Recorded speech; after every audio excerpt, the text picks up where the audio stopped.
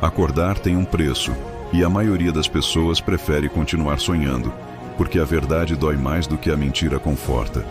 A economista Keio Jin disse uma coisa genial: quem entende o sistema não o teme, mas aprende a jogar fora dele. E é exatamente por isso que eles querem você distraído, cansado e com medo. Acordar é perder amigos, perder certezas, mas é ganhar poder. Porque a ignorância pode até ser confortável, mas a consciência liberta.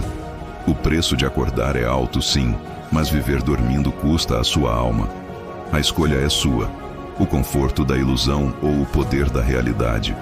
Se você escolheu acordar, curta, compartilhe e siga a gente para mais conteúdo.